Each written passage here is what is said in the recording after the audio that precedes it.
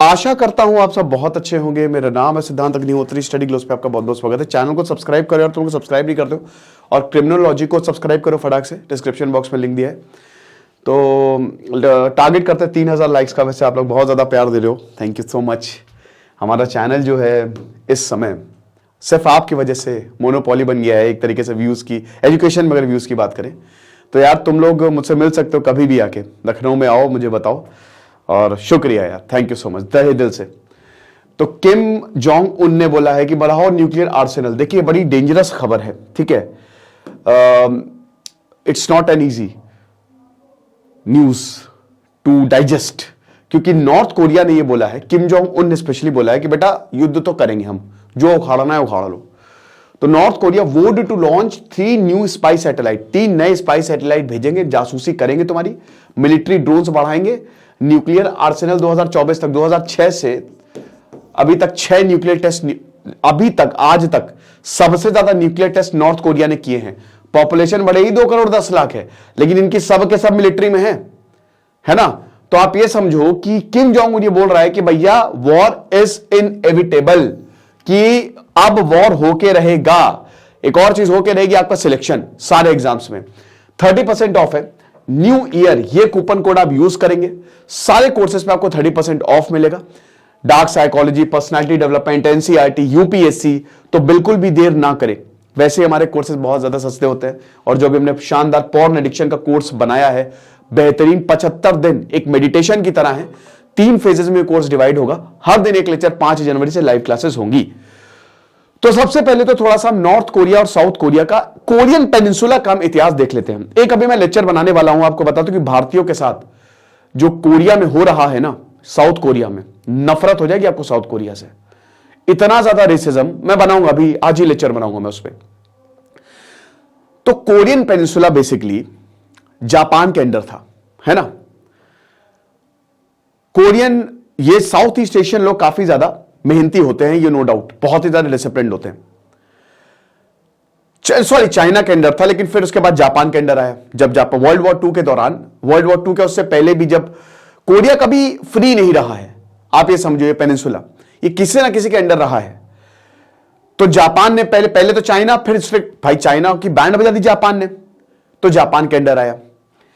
अब जब world war 2 खत्म हुआ तो हुआ क्या कि कोरिया जो है वो 1945 के बाद उसकी, क्योंकि जापान हार गया, अब कोरिया आजाद, हम किसके साथ जाएं।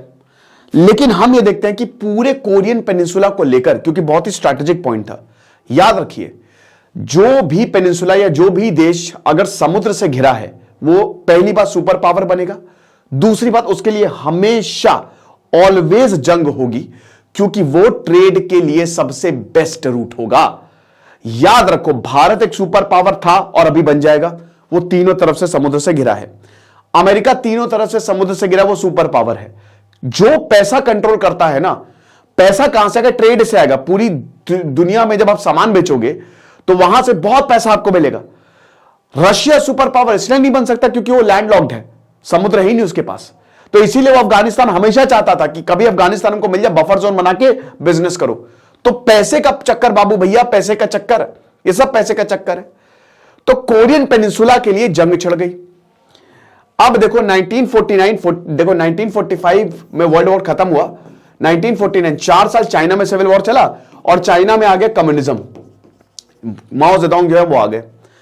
चाइना ने बोला कि देखो भैया, कोरिया हमेशा से हमारा था, तो ले लो कोरिया को। चाइना घुस गया। पहले रशिया में 1917 में कम्युनिज्म आया, फिर 1950 में चाइना में कम्युनिज्म आ गया। अमेरिका की हवा टाइट हो गई कि पूरी दुनिया में कम्युनिज्म फैल रहा है। अमेरिका कहता था बीमारी की तरह पूरी दुनिया में फैल जाएगा, तो इसको खत्म करेंगे हम। तो हम जहां पे भी चाइना रशिया जाते थे, अच्छा, कोरिया को पूरा सोवियत का सपोर्ट, चाइना का सपोर्ट, चाइना हथियार दिए पड़ा है, ठीक है, किम इल सुंग जो लीडर थे उसके, ठीक है। अब आप ये देखिए कि कोरियन पेनिनसुला जो है, इधर से चाइना और बाकी सब तरता पूरा एकदम इनको कोरियन पेनिनसुला इनके पास आ गया, है ना, नॉर्थ कोरियंस के पास। मतलब उस समय 2 लीडर्स के बेसिकली बीच में जंग थी।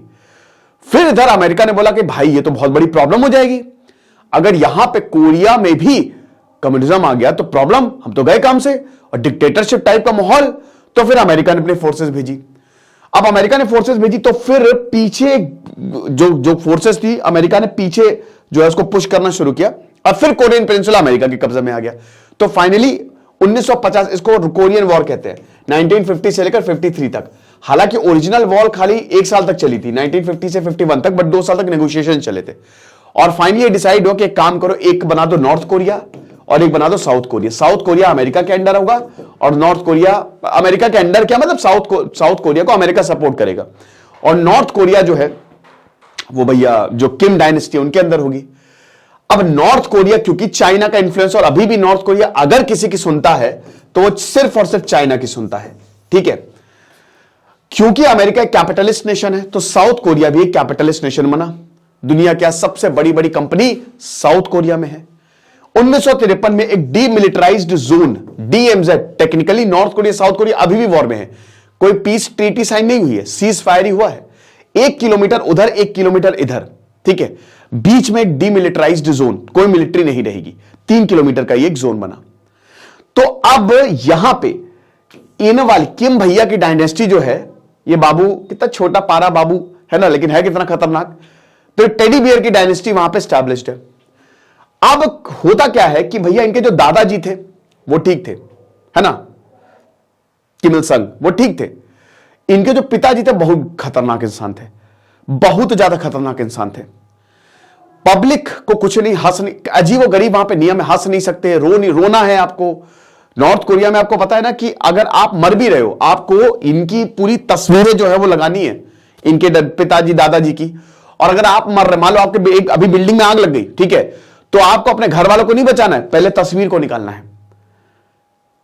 जिस दिन इनकी डेथ एनिवर्सरी होती है जबरदस्ती आपको रोना। बहुत अजीब गरीब नियम है, मैंने कई बार बताया। अब खैर नियमों की अभी हम बात नहीं करते, बट अभी समझो कि नॉर्थ कोरिया में अगर आपको नर्क देखना है, नर्क, तो आप नॉर्थ कोरिया में चले जाओ। वैसे भी हम नॉर्थ कोरिया में जा नहीं सकते क्योंकि नॉर्थ कोरिया में एक तो बहुत ही कैमरा मोबाइल सब आपका जमा करवा लिया जाता है, आपको एक प्रॉपर गाइड के साथ जाना पड़ता है, बहुत खर्चा होता है, ठीक है। वही चीज वहां पे आप देख सकते हैं। एक अमेरिकन नागरिक था ना, वो बेचारा गया था, उसने खाली फोटो खींच लिया और उसको बोला कि नहीं थे, तो मूर्ति चुरा रहा था, जेल में डाल दिया। 5 साल बाद जब बाहर आया तो अमेरिका में अच्छा खासा खेलता बच्चा, बढ़िया एकदम मस्त टॉपर, जैसे ही 5 साल बाद बिता के नॉर्थ कोरिया से अमेरिका गया, ऐसा लगा कि एकदम सन्नाटे में वो, मतलब आप ये समझिए कि हिल तक नहीं पा रहा था वो, एकदम ट्रॉमा में, ट्रॉमेटिक, और मर गया वो 6 महीने बाद।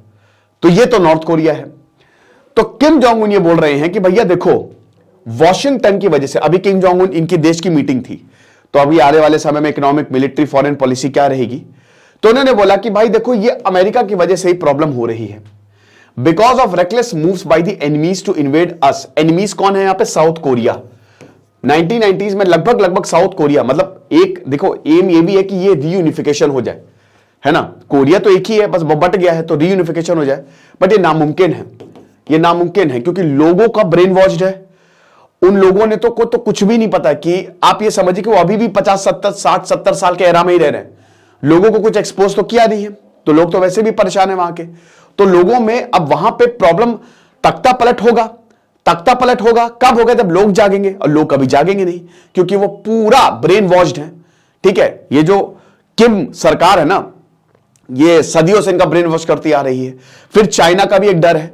चाइना नॉर्थ कोरिया को ना एक आप कह सकते हो पेट डॉग बनाया उसने कि अगर ज्यादा बोलोगे तो नॉर्थ कोरिया को तुम्हारे ऊपर छोड़ देंगे, ये हिसाब किताब। तो अब यहां पे बोला है कि इन्वेड, कौन इन्वेड? एनिमी। अब एनिमी एक तो अमेरिका, सबसे बड़ा एनिमी इनका अमेरिका है। अब देखो साउथ कोरिया को अमेरिका प्रोटेक्शन देता है, साउथ कोरिया की अपनी तो आर्मी है, लेकिन मेन तो अमेरिका ही है ना, इनका जो थर्ड सिस्टम है वो यहां पे इंस्टॉल्ड है।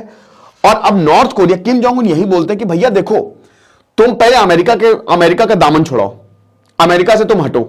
और साउथ कोरिया कभी अमेरिका से, अमेरिका यहां पे अपनी प्रेजेंस जाता है ना, अमेरिका हमेशा डोमिनेशन के ही मूड में रहता है, तो वो कभी हटाएगा नहीं। और अमेरिका को फिर कैपिटलिस्ट सपोर्ट भी अमेरिका से पूरा मिलता है यहां पे साउथ कोरिया को, राइट। तो अब यहां पे नॉर्थ कोरिया बोलता है कि चलो हम बात भी कर सकते हैं, लेकिन पहले अमेरिका को साइड में करो, फिर बैठ के बात होगी।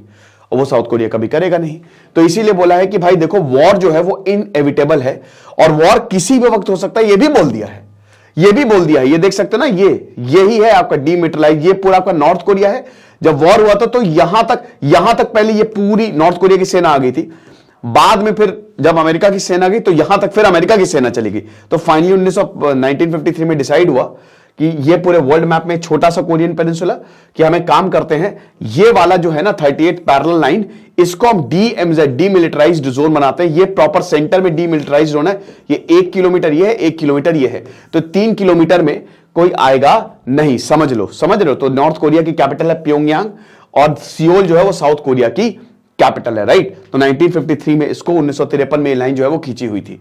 तो अब उन्होंने बोला कि देखो अब साउथ कोरिया की ऐसी की तैसी करो, मिलिट्री को ऑलरेडी ऑर्डर दिए हुए हैं, जितने ज्यादा हो सके न्यूक्लियर बॉम्ब बनाओ, ड्रोन बनाओ, स्पाई सैटेलाइट भेजो। अब आप स्पाई सैटेलाइट अगर आप भेजोगे तो क्या साउथ कोरिया चुप रहेगा? क्या अमेरिका चुप रहेगा?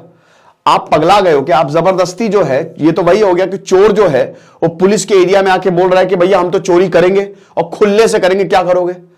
तो भाई ये तो बड़ी खतरनाक कंडीशन हो जाएगी। और किम जोंग इन की स्पीच जो है, अभी साउथ कोरिया में इलेक्शंस भी होने वाले हैं, दोनों ही में, अमेरिका और साउथ कोरिया दोनों में, हर जगह इलेक्शन होने वाले हैं। पाकिस्तान में इलेक्शन होने वाले हैं इस साल, इंडिया में तो होने ही वाले हैं, साउथ कोरिया, अमेरिका, बड़े बड़े बांग्लादेश, बड़े बड़े देशों में इलेक्शन इस समय होने वाले हैं। और 2006 से लेकर अभी तक लगातार जो है वो न्यूक्लियर टेस्ट जो है वो साउथ कोरिया करता रहता है। ये छठा न्यूक्लियर टेस्ट था। अब अगर किम जोंग इल की बात करें, इनके पिताजी, इनके समय में आप देख सकते हो कि इतने न्यूक्लियर टेस्ट नहीं हुए, लेकिन 2006 के बाद से ये देखो किम जोंग उन, चाहे न्यूक्लियर टेस्ट, चाहे मिसाइल दागने की बात हो, कभी जापान के ऊपर से चली जाती है, ये लगता है दिवाली बना रहे हैं, कभी भी मिसाइल छोड़ देंगे, कभी कुछ छोड़ देंगे, ठीक है। तो यही चीज है। बाकी बहुत सारी न्यूक्लियर फैसिलिटीज आपको पूरे नॉर्थ कोरिया में बस यही मिलेगी, और मिलिट्री ही एक खाली वहां पे कि आपको मिलिट्री में आना, मिलिट्री की सेवाएं दो और लल्लो चप्पो जो है वो किम जोंग उनकी करते रहो। तो ढेरों न्यूक्लियर साइट आपको मिलेंगे। और बेसिकली यही है, ये सब सारी इमेजेस जो है वो जब रिलीज की गई थी तो सबकी बैंड भी बज गई थी। और एक्चुअली में नॉर्थ कोरिया, देखिए कोरियंस, मैंने क्या बताया कि they are very hard working, और नॉर्थ कोरिया ने ये बना लिया है, सो चाइना से पूरा सपोर्ट मिलता है। इन्होंने मिसाइल्स बनाई है, खिलौने नहीं है, ठीक है। इन्होंने वाकई में खुद से सब कुछ क्रिएट किया हुआ है। तो ये और ज्यादा डेंजरस है। जो बाइडेन एडमिनिस्ट्रेशन कहता है कि भैया देखो बातचीत करो यार, याद है ना कि वही डोनाल्ड ट्रंप और ऐसे हाथ में हाथ मिला के, क्या बात है, ठीक है। दोनों किम जोंग उन और डोनाल्ड ट्रंप जो ऐसे हाथ में हाथ डाल के एकदम ऐसे जब दोनों मिले थे, लल्ला लल्ला, वैसे ही सीन एकदम याद आ गया था। लेकिन फिर उसके बाद इधर डोनाल्ड ट्रंप ट्विटर पे मार रहे थे, उधर इधर किम जोंग बैक। तो वही कहते हैं कि पैचअप तो हुआ था लेकिन बहुत जल्दी ब्रेकअप हो गया, है ना। अब फिर ये जो बाइडेन बोल रहा है कि चलो ठीक है हम पैचअप कर लेते हैं, हमसे पैचअप कर लो, लेकिन फिर ऐसा कुछ होगा नहीं, क्योंकि अमेरिका ने और ज्यादा नए सैंक्शंस लगा दिए हैं। क्योंकि बहुत ज्यादा मिसाइल टेस्ट जो है वो नॉर्थ कोरिया करता है। नॉर्थ कोरिया बोलता है क्या सैंक्शन, हम पे क्या सैंक्शन लगा रहे हो? 1947 से ही हम सैंक्शन झेल रहे हैं, हमारा दूसरा नाम ही सैंक्शन है, तो हमको ना समझाओ ये सब, ठीक है। साउथ कोरिया डिफेंस मिनिस्ट्री कह रही है कि नहीं नहीं कंडेम करेंगे भैया, ऐसे कैसे बोल दिया? कहते करो कंडेम, एक बम मारेंगे धुआं, सरदार खान है ये, नॉर्थ कोरिया में कह सकते हो। तो वॉर एक रियलिस्टिक जो है वो रियलिटी है। तो अमेरिका ने भी यही बोला है कि भाई ड्रिल्स जो है, अमेरिका कहता है कुछ भी अमेरिका ड्रिल करो चलो चलो चलो चलो चलो चलो चलो भैया, navy navy America, army army, चलो चलो एयरफोर्स, चलो चलो ठीक है ड्रिल करेंगे, चलो साथ में सब शिप पे लेके, तो बस मिलिट्री एक्सरसाइज करके फिर वापस आ जाते हैं, है ना। तो यही चीज है। और मिलिट्री एसेट्स जो है इन्होंने करके रखे हुए। देखिए नो डाउट अमेरिका, अगर वॉर होता है तो नॉर्थ कोरिया आजाद हो जाएगा, ये आप मान के चलिए। कोरिया के यूनिफिकेशन का एक ही दो ही बस तरीके, एक तो पब्लिक को खड़ा कर दो, पब्लिक अगेंस्ट हो जाए, जो कि नामुमकिन होगा, दूसरा वॉर हो जाए। तो डेफिनेटली इसमें नॉर्थ कोरिया की हार होगी, लेकिन साउथ कोरिया को भयानक नुकसान होने वाला है, बहुत बड़ा नुकसान साउथ कोरिया झेलेगा। और क्योंकि किम जोंग इन पागल है, तो वो बिल्कुल भी नहीं बाज आएगा न्यूक्लियर अटैक से, वो किसी की नहीं सुनेगा। तो ये इसीलिए ये सारी मद्देनजर को देखते, ये सब कुछ देखते हुए कि हमको ध्यान में रखना है कि war is not a possibility, but ये कह रहे कि नहीं नहीं वॉर तो पॉसिबिलिटी है, मिलिट्री बेस बनाओ जितना ज्यादा हो सके। तो किम जो है वो स्पाई सैटेलाइट लगातार बना रहा है, 3 और वो भेज रहा है, क्योंकि उसको पता है कि जो सैटेलाइट कैपेबिलिटीज है ये बहुत ही इंपॉर्टेंट।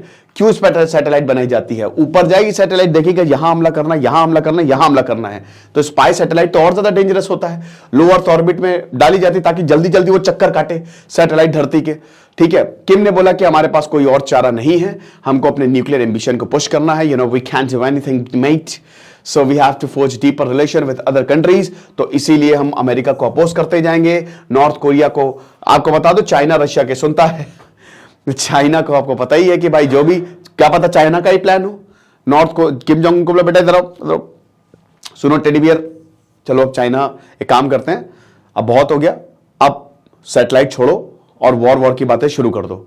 तो हो सकता है चाइना को नहीं बोला हो, कुछ कह नहीं सकते आप। और उसके बाद फिर अब इन्होंने कहा कि भाई देखो कोई यूनिफिकेशन नहीं होने वाला। पहले बहुत हो रहा था कि south Korea north Korea unite हो जाएंगे, नामुमकिन हो ही नहीं सकते, ठीक है। लेकिन अब बोला कि भाई कुछ यूनिफिकेशन नहीं होने वाला। साउथ कोरिया क्या बोल रहा है? साउथ कोरिया बोल रहा है कि अगर नॉर्थ कोरिया इस तरीके से काम करता है तो हम बहुत भयानक तरीके से रिस्पॉन्ड करेंगे।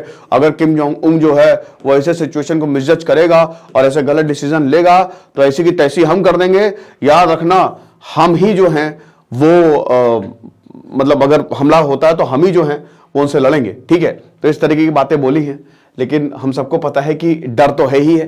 किम जोंग उन का गोल यही है कि भाई इकोनॉमी बढ़ाए वो। देखिए metal, chemical, power, machinery, railway sector, हर चीज में ये बाजी मारना चाहते हैं। बट जब तक आप पूरी दुनिया से संपर्क नहीं बनाओगे ये हो नहीं पाएगा। अब यही है कि साइंस और टेक्नोलॉजी में भी ये इन्वेस्ट करना चाहते हैं, ये सब किम जोंग उन ने बोला है। लेकिन बात इतनी सी है कि नॉर्थ कोरिया ने ये ओपनली बोल दिया है कि भाई देखो वॉर तो होके रहेगा चाहे जो भी हो जाए। अब होगा नहीं होगा वो तो वक्त बताएगा, क्योंकि कई बार किम जोंग उन ये बोल चुके हैं, लेकिन इस बार सीरियसनेस ज्यादा दिख रही है। बाकी आप हमारे कोर्स को जरूर अवेयर करें, वॉर होगा तो हम आपको बताएंगे ही। Thank you so much.